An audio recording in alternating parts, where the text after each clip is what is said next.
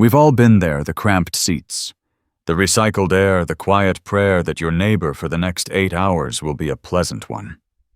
For Richard Gallagher, a man who believed his ticket price bought him the right to choose who was worthy of sitting next to him.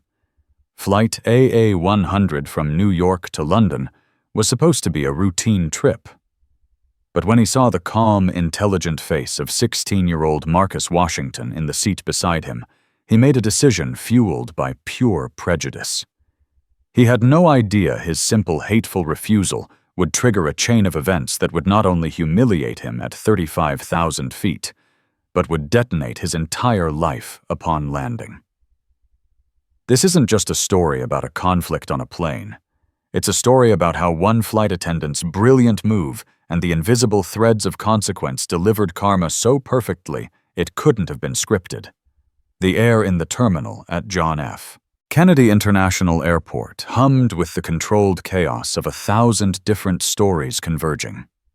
People hurried towards departures lugging suitcases that held business proposals, vacation clothes, or the entire contents of a life being moved across an ocean.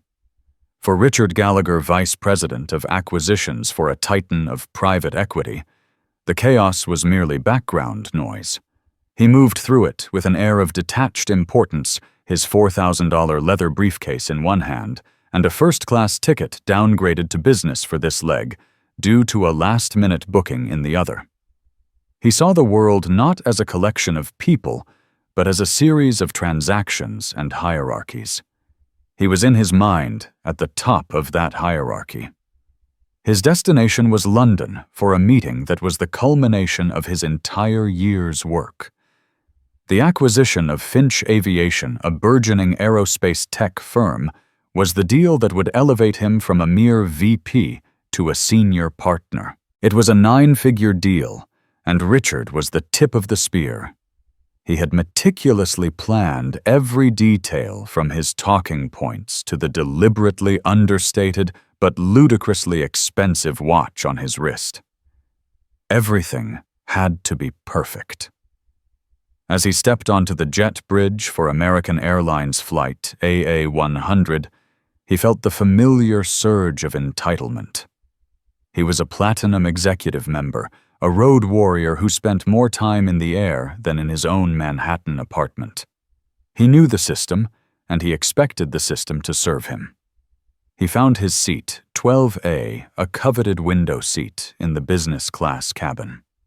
He preferred the window. It allowed him to seal himself off from the aisle, to create a small bubble of personal space. He placed his briefcase in the overhead bin with practiced efficiency and settled into the plush leather. He was already rehearsing his opening lines for the London meeting, visualizing the boardroom, the handshakes, the capitulation of the other side. The middle seat 12B was empty. Good. With any luck, it would stay that way. The final passenger for his row arrived a few minutes later. Richard glanced up from his phone, a flicker of annoyance crossing his face at the interruption. The passenger was a young man, a teenager no older than 16 or 17. He was tall and lanky, dressed in a simple but neat dark hoodie and jeans. He carried a worn backpack slung over one shoulder and held his boarding pass with a quiet confidence. He was also black. The young man, Marcus Washington, gave Richard a small, polite nod. "Excuse me, sir. I think that's my seat." Richard didn't move. He didn't respond. He simply stared. His meticulously ordered world, his perfect bubble, had just been popped. His mind conditioned by years of unspoken biases and a deep-seated belief in his own superiority, registered the teenager not as a fellow passenger, but as an intrusion, an unwelcome variable in his perfectly planned equation. He saw the hoodie, the youth, the skin color, and his brain compiled a dossier of prejudice in a fraction of a second. Marcus waited his smile, faltering slightly under the cold, silent scrutiny. "Sir Siat 12B," he repeated, holding up his boarding pass as proof. Richard finally broke his silence, his voice low, and laced with an icy disdain that was far more insulting than a shout. "There must be a mistake." He didn't look at Marcus. He looked past him down the aisle, searching for a flight attendant. His body language was a fortress of exclusion. He angled his shoulders away, creating a physical barrier. He was a man who solved problems by removing them, and right now Marcus was the problem. A flight attendant, a woman with kind eyes and a name tag that read Clara, approached the row with a practiced, welcoming smile. "Is everything all right here, gentlemen?" Richard seized the opportunity. He pointed a dismissive finger towards Marcus, but still refused to make eye contact with the teen. "Yes, there is a problem. I'm not sitting here." Clara's smile tightened just a fraction, the first sign of a seasoned professional sensing trouble. "I'm sorry, sir, is there an issue with the seat?" "The issue," Richard said, finally turning his gaze on Clara, his voice dripping with condescension, "is with the seating arrangement. I am a Platinum Executive member. I paid a significant amount for this ticket, and I will not be spending 8 hours in close quarters with this." He gestured vaguely at Marcus, as if the boy were a piece of soiled luggage. The word hung in the air, heavy and ugly. This. Marcus Washington stood in the aisle, his backpack feeling heavier with each passing second. He had been so excited. He was on his way to London to represent the United States in the International Youth STEM Olympiad. His project on quantum computing algorithms had won him the national title, and this trip was the single greatest achievement of his young life. He was a prodigy who had taught himself to code at age 10 and was already taking university-level physics courses. But in that moment, in the eyes of Richard Gallagher, he was not a scholar or an ambassador. He was just a this. He felt a flush of heat rise up his neck, a mix of humiliation and anger. But he held his ground. He met Richard's dismissive gaze with a quiet, unwavering stare. He would not be erased.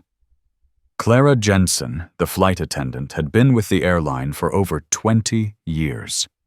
She had seen it all: medical emergencies, drunken brawls, terrified first-time flyers, and entitled passengers of every stripe. She had developed a sixth sense for conflict, and her internal alarms were blaring.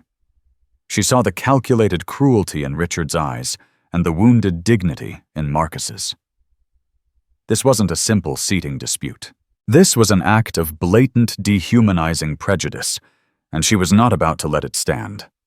Clara's professional smile became a mask of impenetrable calm, a shield she used to process the ugliness of the situation without letting her own anger boil over. She addressed Richard in a voice that was perfectly level, betraying none of the fury brewing beneath the surface. "Sir, your ticket is for seat 12A, and this young man's ticket is for 12B. The seating arrangement is correct as per our manifest." "Then the manifest is unacceptable," Richard retorted, his voice rising in volume. A few passengers in the surrounding rows began to lower their magazines and remove their headphones, their curiosity piqued. "I will not sit next to him. Find me another seat." He said "him" with such contempt as if the word itself was distasteful in his mouth. Marcus flinched, the insult landing like a physical blow. He wanted to say something to defend himself, to list his accomplishments, as if they could serve as a shield against this man's bigotry.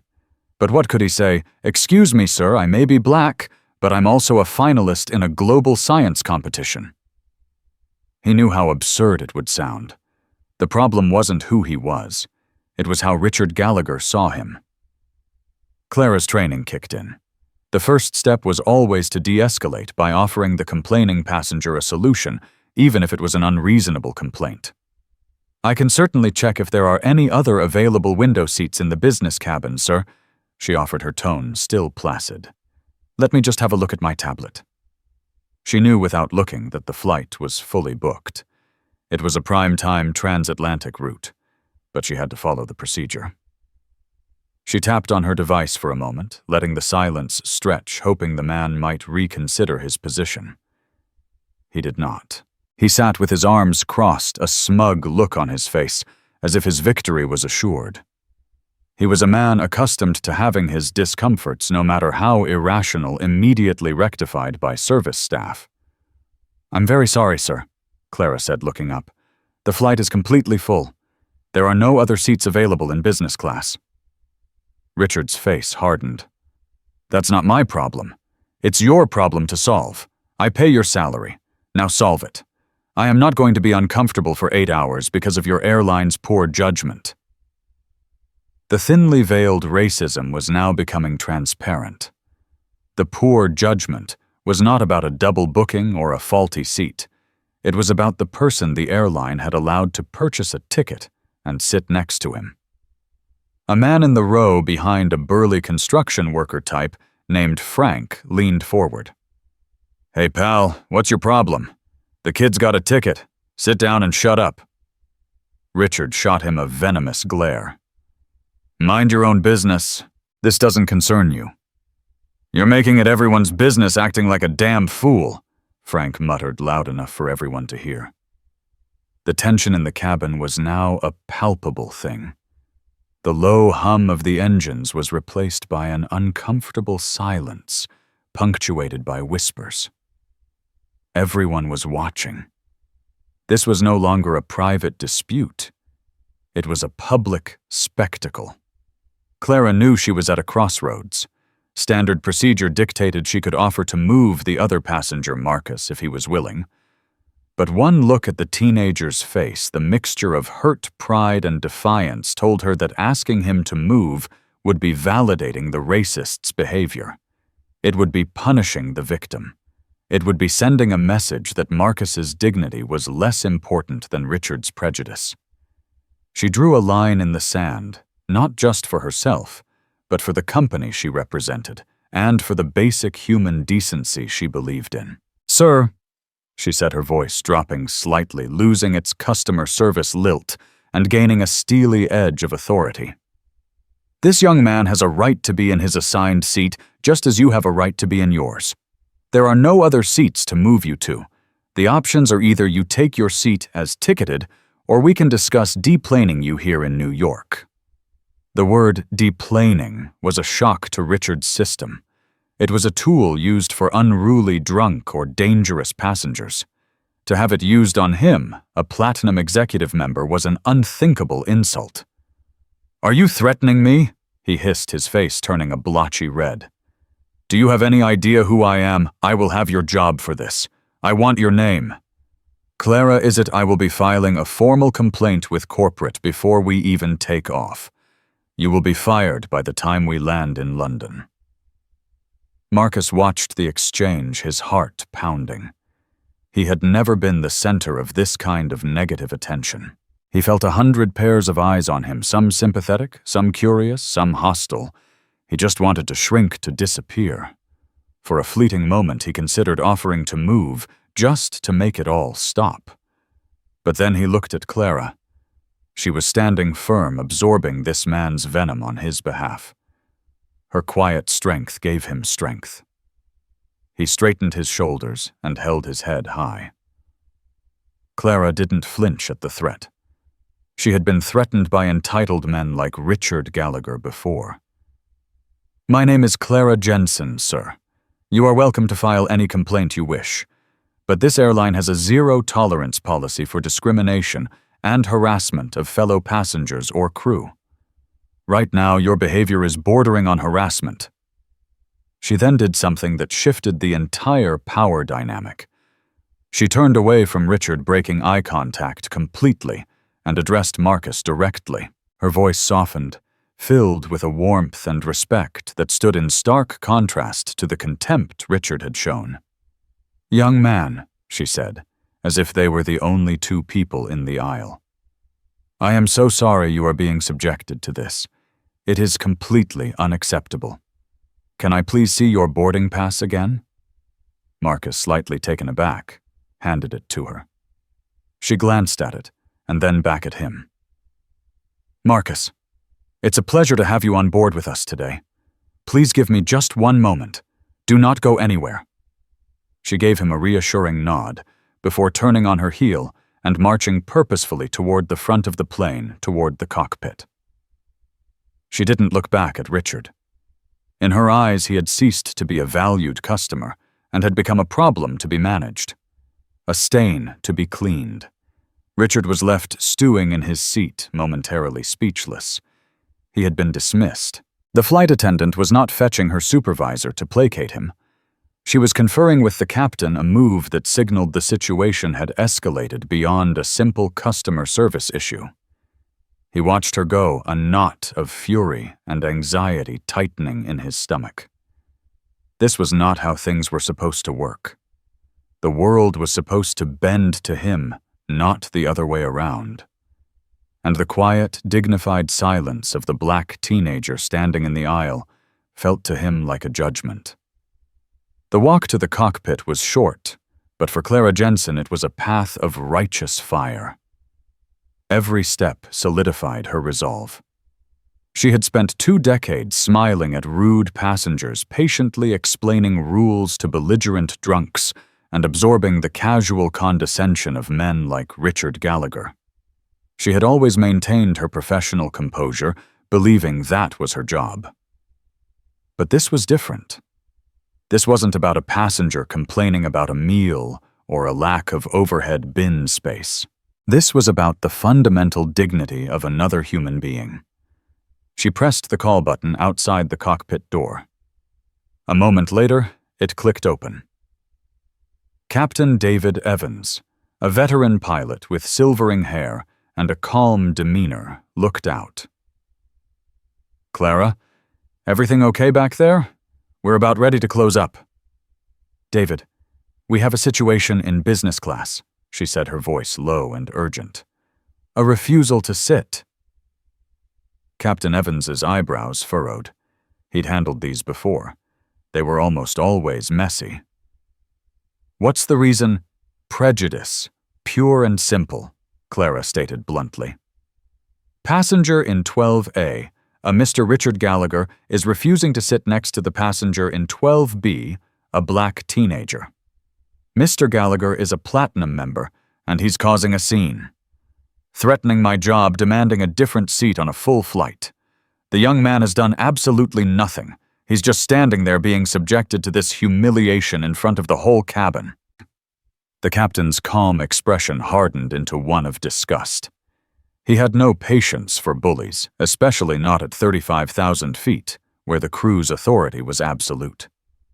"So Gallagher is the problem," Captain Evans confirmed. It wasn't a question. "He is the only problem," Clara affirmed. "I've offered him the option to deplane. He thinks I'm bluffing." "What are your orders, Captain?" Captain Evans leaned against the doorframe, his mind working quickly. He could deplane the man. It would cause a delay, require paperwork, and Gallagher would almost certainly launch a massive complaint that would create headaches for the airline. But it would be the right thing to do. However, Clara's determined expression gave him another idea. She wasn't just reporting a problem. She was seeking a mandate. "Clara," he said, "this airline has a customer-first policy right. We're supposed to ensure our passengers have a safe and comfortable journey." "Yes, Captain," she replied, unsure where he was going. "Well, it seems to me Mr. Gallagher's behavior is making his fellow passenger Marcus feel profoundly unsafe and uncomfortable. His prejudice is a threat to the boy's well-being. Therefore, our customer-first priority should be Marcus, not the man causing the disturbance." He paused, a glint in his eye. "First class isn't completely full, is it? We always keep 1 or 2 seats open for potential deadheading crew or last-minute VIPs."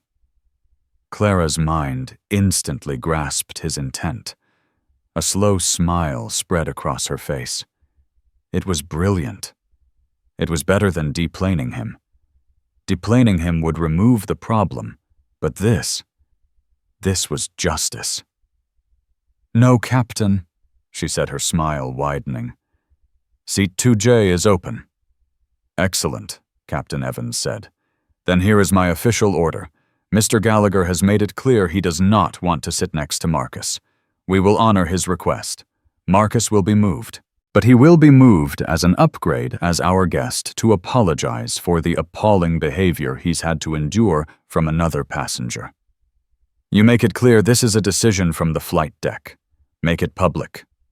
Let there be no ambiguity as to who we as an airline stand with. With pleasure, Captain, Clara said, her voice brimming with a newfound energy. She walked back into the business class cabin, her posture transformed. She was no longer just a flight attendant. She was an emissary of the captain, an executor of karma.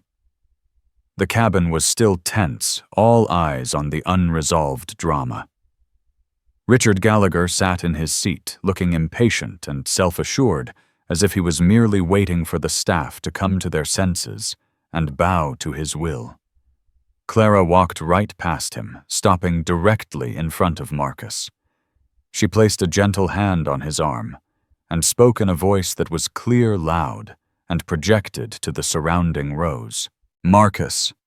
She began using his first name with deliberate familiarity and respect.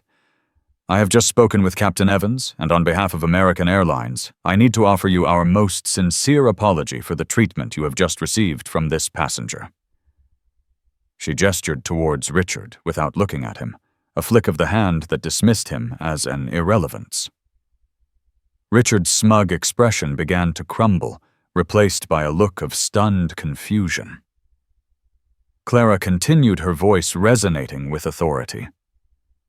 The captain and I agree that no one should have to endure such disrespect and prejudice. Your comfort and safety are our utmost priority. Therefore, we would like to accommodate the gentleman's request that he not have to sit next to you. A flicker of triumph crossed Richard's face. He thought he'd won. He started to puff out his chest, but Clara wasn't finished. To that end, she declared, her voice rising to a crescendo, we are moving you. We have an open seat in first class, and we would be honored if you would accept it as our guest for the duration of the flight to London. The silence in the cabin broke like a dam. A woman in the row across from Richard gasped. Someone else let out a low whistle. Then the man in the row behind Frank started to applaud. Slowly at first, then with gusto. Another passenger joined in, then another. Within seconds, a wave of applause rippled through the business class cabin. It wasn't a standing ovation, but it was a clear and public referendum on Richard Gallagher's behavior. Marcus was speechless. He looked from Clara's smiling face to the clapping passengers and back again. He felt a lump form in his throat. A moment ago he had felt small and targeted. Now he felt seen and defended. Richard Gallagher's face went from blotchy red to a ghastly pale white. This was a nightmare. This was the exact opposite of what he demanded. He wasn't being served. He was being shamed. The flight attendant hadn't punished the boy. She had rewarded him. She hadn't placated Richard. She had turned him into a pariah. The applause was like a series of slaps to his face, each one a stinging reminder of his public humiliation. Now, wait a minute, he sputtered, trying to stand up, but finding himself hemmed in by the seat. This is ridiculous. I am the one who... Clara cut him off with a look as sharp as a shard of glass. Sir, you got exactly what you asked for. You will no longer be sitting next to this young man. Please remain in your seat and fasten your seatbelt. We are preparing for departure. Her tone was final. There was no room for argument. She turned back to Marcus, her smile returning. Come with me, Marcus. Let's get you settled. I believe they're serving warm nuts and champagne or sparkling apple juice in your case before takeoff. As Marcus picked up his backpack to follow her, he paused and looked at Richard Gallagher. He didn't say a word. He just held the man's gaze for a long moment. It wasn't a look of anger or triumph. It was a look of profound, quiet disappointment, and for the first time Richard felt a sliver of something other than rage. It was the cold, sharp sting of shame. He was left alone in his row, the victor of a battle he had not understood, and the sole occupant of a space that was now undeniably his own personal island of disgrace. The applause faded, replaced by the rustle of passengers pointedly turning away from him, leaving him to suffocate in the silence. The thin curtain separating business from first class became a symbolic veil separating two entirely different worlds on flight AA-100. Behind the curtain, in seat 12. Richard Gallagher simmered in a toxic stew of fury and mortification. The flight took off, and with every foot of altitude gained his sense of injustice soared. The flight attendants moved through the business cabin with a crisp, professional air, but he felt their eyes on him.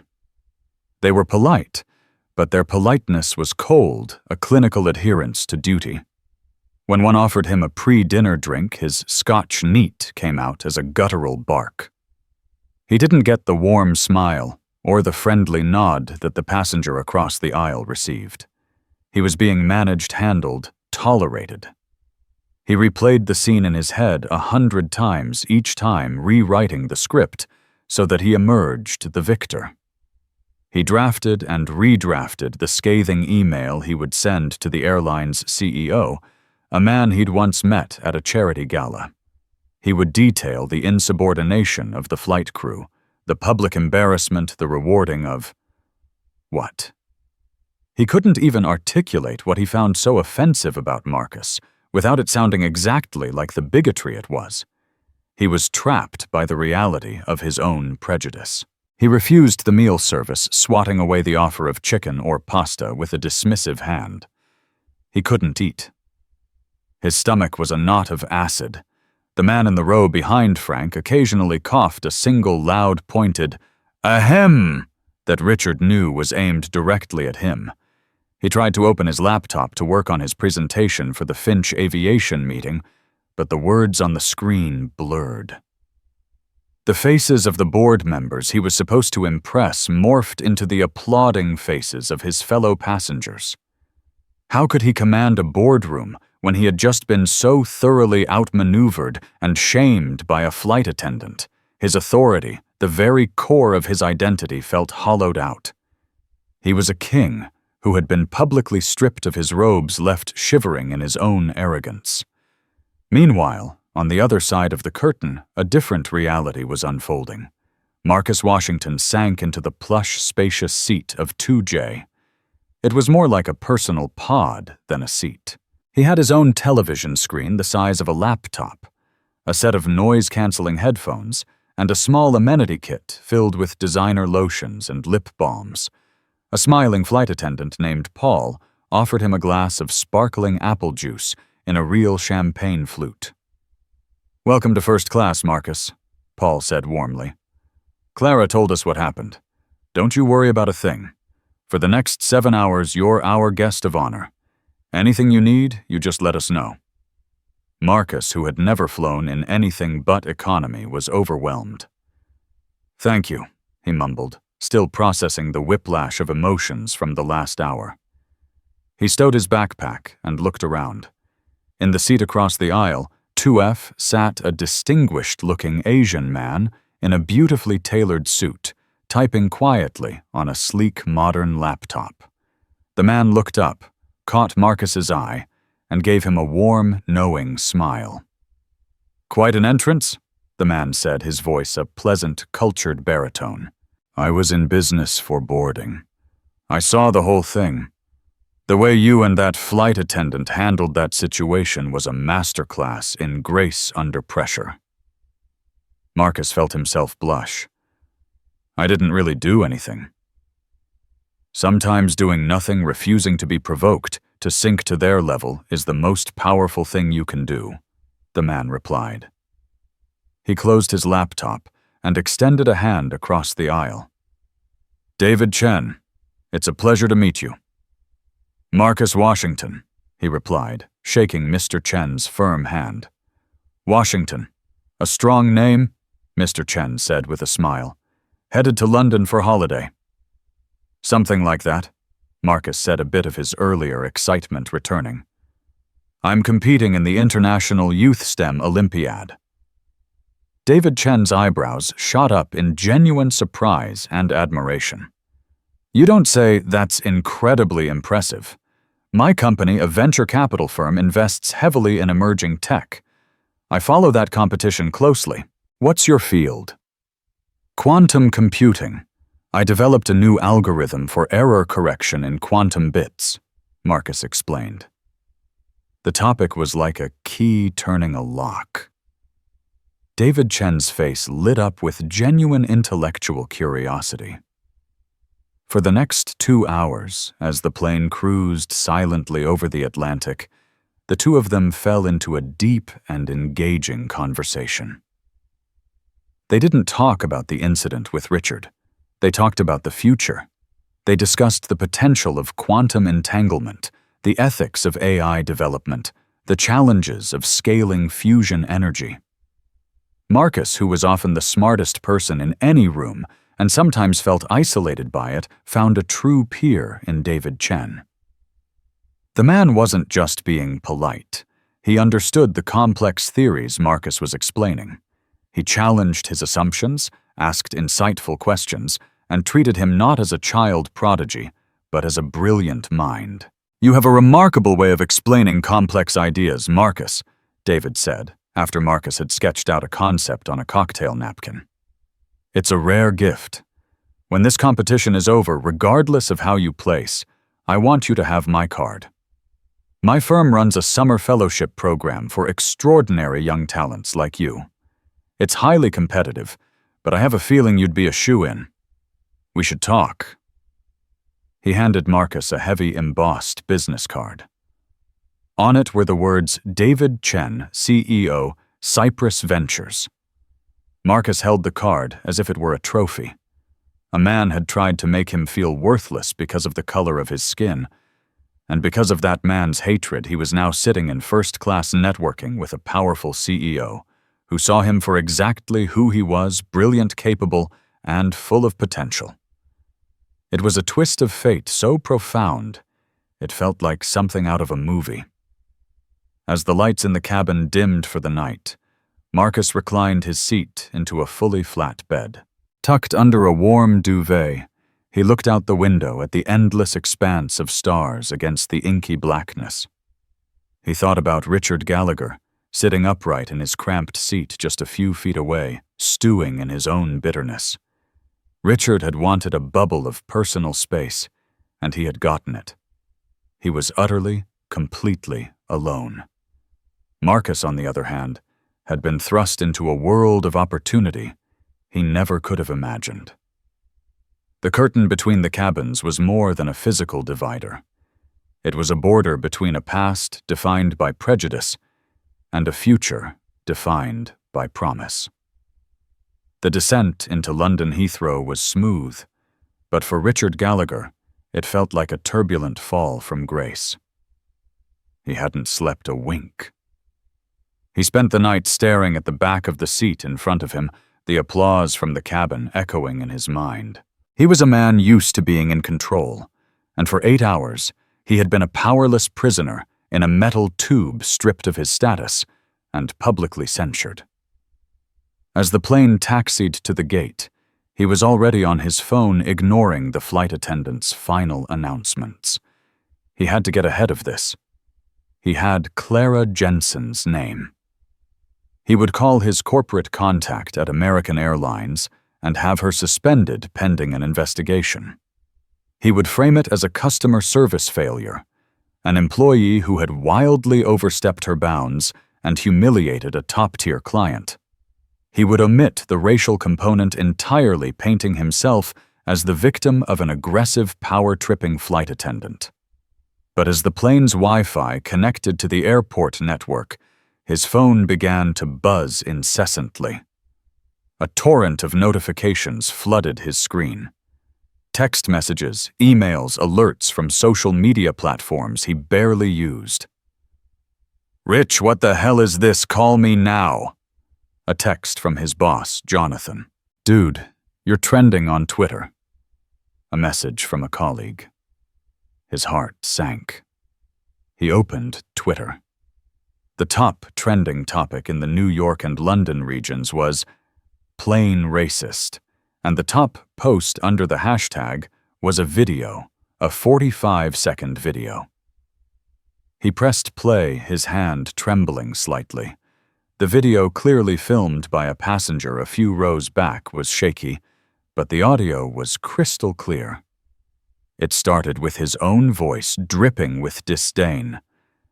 "I will not be spending 8 hours in close quarters with this."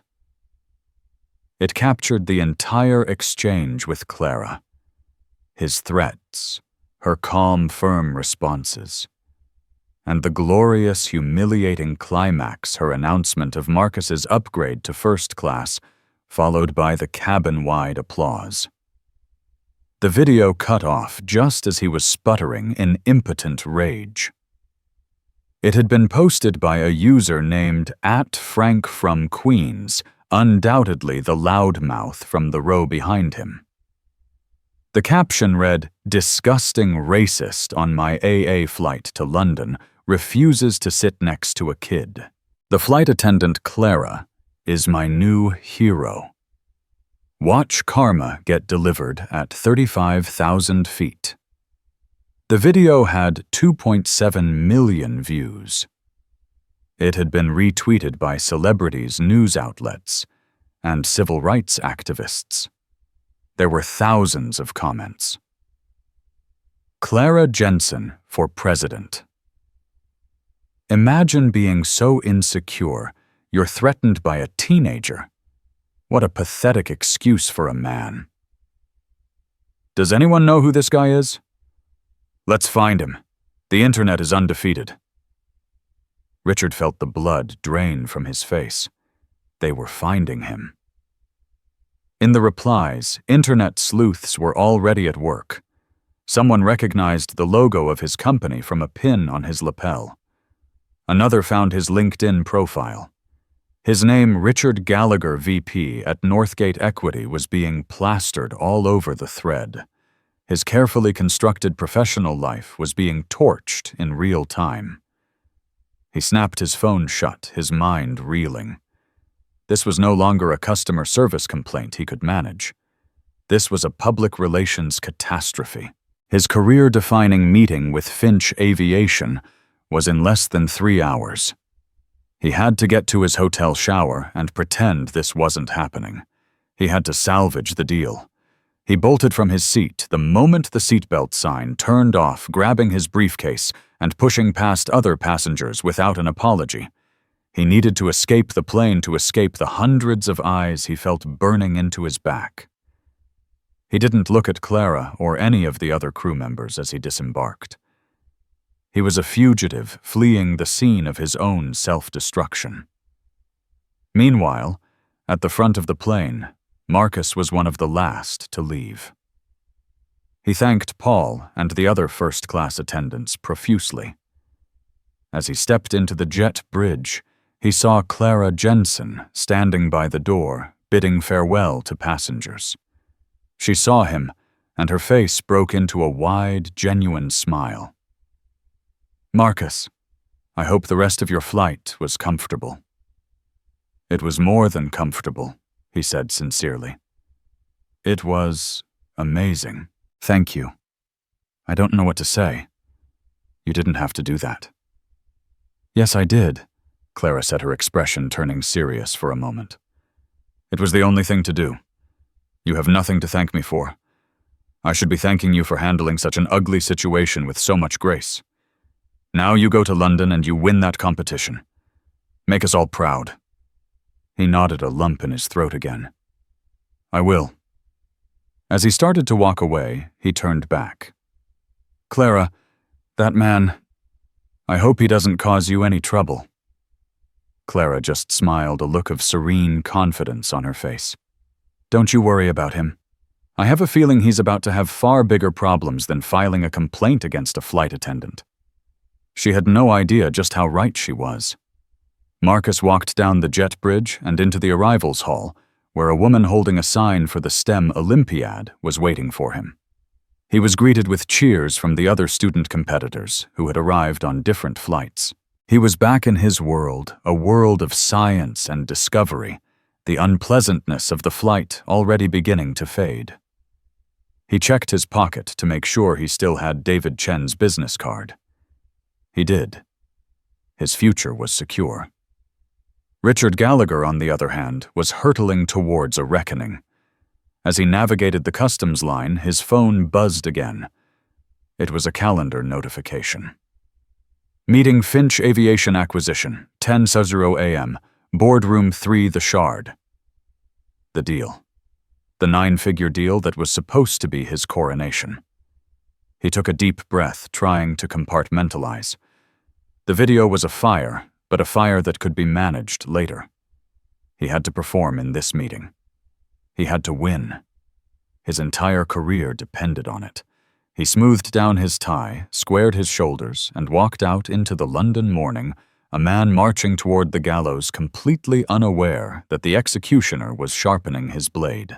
The elevator ride to the 72nd floor of the Shard was silent and swift, a vertical ascent into the clouds that mirrored the trajectory Richard Gallagher had always envisioned for his career. As he stepped out, he was greeted by stunning panoramic views of London, a city laid out before him like a kingdom to be conquered. This was where he belonged, in the rarefied air of power and influence. He tried to force the morning's events from his mind, locking them in a mental box. The video, the comments, the shame, they were distractions. All that mattered now was Finch Aviation. A severe-looking receptionist led him down a hallway of frosted glass and brushed steel to Boardroom 3. The door was a single, massive pane of glass. He could see the figures inside a team of 4 seated at a long, dark wood table. At the head of the table sat a man with a mane of white hair and an impeccably tailored suit, Alistair Finch, the legendary founder and CEO of the company, a titan of British industry. Richard took a deep breath plastered on his most confident, master of the universe smile, and walked in. Alistair, a pleasure to finally meet in person, Richard said, extending his hand. Alistair Finch remained seated. He did not extend his hand. He simply looked at Richard, his blue eyes as cold as the North Sea. The other 3 executives at the table followed their boss's lead, their expressions ranging from neutral to openly hostile. The room's temperature seemed to drop 20 degrees. Mr. Gallagher, Alistair said, his voice a low, clipped British accent. Thank you for coming. Please have a seat. The invitation was not warm. Richard's smile faltered. He sat down opposite the Finch team, placing his leather briefcase on the table and clicking it open. Well, I'm sure you've seen our proposal. Northgate Equity is incredibly excited about the potential synergies here.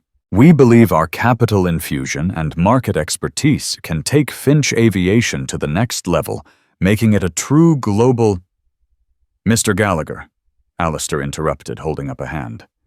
We are not going to be discussing your proposal today. Richard froze, his sales pitch dying on his lips. I'm sorry. Our meeting this morning is about a different matter entirely. Alistair continued, his gaze unwavering. He gestured to a large screen on the wall at the end of the boardroom. My head of communications brought something to my attention about an hour ago. Something that has been making the rounds on the internet. I believe it involves you. He nodded to one of his executives, who tapped a key on a laptop. The screen flickered to life. Richard's blood ran cold. It was the video, his video, displayed in high definition 10 feet tall. The 45 seconds played out in excruciating high-fidelity silence. His own sneering voice filled the acoustically perfect boardroom. Unacceptable. I will not be spending 8 hours with this. Clara's calm defiance. The final damning applause. When it finished, the screen went black, but the images were seared into Richard's mind. He felt like he couldn't breathe. The air in the expensive room was suddenly too thin. That is, taken out of context, he stammered, his mind racing for an escape route. It was a stressful travel day. There was a misunderstanding with the crew. A misunderstanding. Alistair repeated, his voice dangerously quiet. It looked rather clear to me.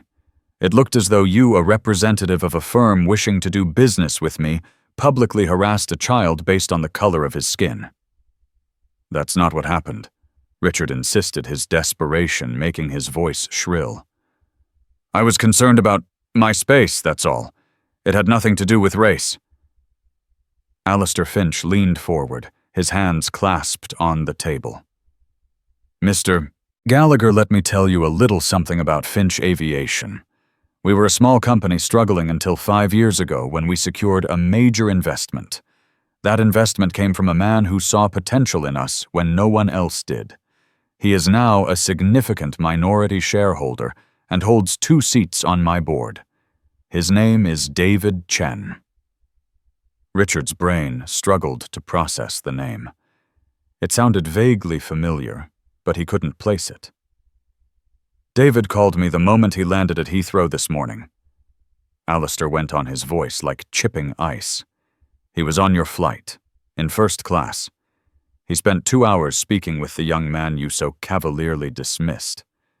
A young man he described as one of the most brilliant, polite, and promising minds he has ever encountered. A young man named Marcus Washington. The final piece of the puzzle clicked into place, and Richard's entire world collapsed. The man from first class, the CEO, the business card. It was all connected. It was a perfectly laid trap, and he had walked into it with his eyes wide open. David Chen was so impressed with Marcus, Alistair said, his voice rising with cold fury, that he offered him a spot in his company's exclusive fellowship program on the spot. Because David, you see, judges people on the content of their character and the quality of their mind, not the color of their skin. It's a principle on which he has built his entire enterprise. It is a principle on which I have built mine. He stood up, his towering presence filling the room. The character you displayed on that aircraft, Mr. Gallagher, is not something I want associated with my company, my employees, or my legacy. The synergy you talk about, it doesn't exist. There is no partnership to be had between a forward-thinking company like mine and a backward-thinking mind like yours. He pointed a finger at the door. The deal is off. This meeting is over. You can show yourself out. The words hit Richard like a physical force, knocking the last bit of air from his lungs. It was over. The deal of his career, his promotion, his future, all of it gone. Evaporated in a glass boardroom, because of a 45-second video and a conversation across a first-class aisle. As he numbly gathered his briefcase, his phone buzzed on the table. It was his boss, Jonathan. He knew what the call was about. He didn't need to answer it. One more thing, Mr. Gallagher, Alistair said as Richard reached the door. Richard turned a hollowed-out shell of the man who had walked in 10 minutes earlier. Finch Aviation is the primary corporate sponsor of the UK chapter of the International Youth STEM Olympiad. I will be personally greeting Marcus and his team at the opening ceremony tomorrow, and I will be sure to tell him that the world has a way of rewarding talent and punishing ignorance. Goodbye. Richard stumbled out of the boardroom, the glass door clicking shut behind him, sealing his fate. He was no longer on top of the world, looking down. He was in a glass cage of his own making, with everyone looking in. Standing in the sterile, silent hallway on the 72nd floor, Richard Gallagher finally answered his phone. He didn't say hello. "Rich, tell me the video is a deep fake." Jonathan's voice crackled from the other end of the line, devoid of its usual bonhomie. "It's not," Richard mumbled, his own voice sounding distant and unfamiliar. "The Finch deal. It's dead. Alistair Finch saw the video." There was a long silence on the other end, filled only with the sound of Jonathan taking a deep, weary breath. "The board has been in an emergency session for the last hour, Rich. Our stock is taking a hit in pre-market trading. We've been inundated with calls. The video isn't just a video anymore. It's a crisis. It's an existential threat to our brand." "I can fix this," Richard pleaded, a desperate, pathetic attempt to grasp at the wreckage. "I'll issue a statement, an apology. I'll say I was exhausted that my words were misconstrued. It's too late for that." Jonathan cut in, his voice now cold and final. "You didn't just insult a teenager, Richard. You insulted a teenager who by some cosmic stroke of luck happened to be brilliant, happened to get defended by the flight crew, and happened to spend the flight charming the pants off a major tech CEO who happens to be on the board of the company you were trying to acquire. You didn't just create bad press. You created a perfect viral morality tale where you are the unambiguous villain. You've become a liability we cannot afford." Richard slid down the glass wall, his suit crumpling around him. He knew what was coming. "The board has voted. Unanimously," Jonathan said. "As of this moment, your employment with Northgate Equity is terminated, effective immediately. Security is on their way to your office in New York to pack up your personal effects. Do not attempt to contact any of our clients. A courier will be sent to your hotel for your company laptop and phone. You're done, Richard." The line went dead. Richard sat there on the floor of the highest building in London, holding a silent phone. He had flown across the ocean to close the deal of a lifetime, to cement his place at the apex of his profession. Instead, in the space of less than 12 hours, he had lost the deal, his job, and his reputation. The applause he had craved in the boardroom had been replaced by the memory of the mocking applause in the cabin. He had refused to share a few square feet of space with a black teenager, and in return the world had taken everything from him. It wasn't bad luck. It was cause and effect. It was karma delivered with the brutal impersonal efficiency of a market correction. 2 days later, in a grand hall in London, the International Youth STEM Olympiad held its closing ceremony. The air buzzed with the energy of hundreds of the brightest young minds on the planet. The gold medal for theoretical application was announced. From the United States of America, Marcus Washington. As Marcus walked to the stage to a thunderous ovation from his peers, he saw 2 figures standing and applauding in the front row. One was David Chen, his new mentor, who had been there to cheer him on every day. The other was the imposing figure of Alistair Finch. After the ceremony, they took him out for a celebratory dinner. They talked about his project, about his plans for university, and about the internship waiting for him at Cypress Ventures. The incident on the plane was never mentioned. It was an ugly footnote in a story that was now about his brilliant future. A week later, back in New York, Clara Jensen was called into a meeting with her airline's head of in-flight services. She walked in, expecting at worst a reprimand for her unorthodox handling of the situation. Instead, she was met with a smile. "Clara," her boss said, "we've reviewed the incident reports from Flight AA-100. We've also seen the video." Clara braced herself. "I stand by my decision." "And so do we," her boss replied. "Corporate has been fielding calls all week. Overwhelmingly positive. People are praising your quick thinking, your professionalism, and your courage. You turned a potential PR disaster into a viral marketing win. You embodied this company's commitment to respect and dignity, and you did it without hesitation. She slid a letter across the table. This is a formal commendation that will be placed in your permanent record. It comes with a bonus. Furthermore, we'd like to offer you a position. We're creating a new role. Senior In-Flight Training Supervisor, focusing on de-escalation and sensitivity training. We want you to teach our new hires how to be more like you. Clara was floored. She had simply done what she felt was right, defending a young man who was being wronged. She never expected to be rewarded for it. As she left the office, she thought about the three of them, Richard Marcus and herself. Their lives had intersected for less than an hour at 35,000 feet, but that single encounter had irrevocably altered the trajectory of all their futures, proving that sometimes the journey itself delivers a destination that no one could have ever expected. And so the story of Flight AA-100 comes to a close.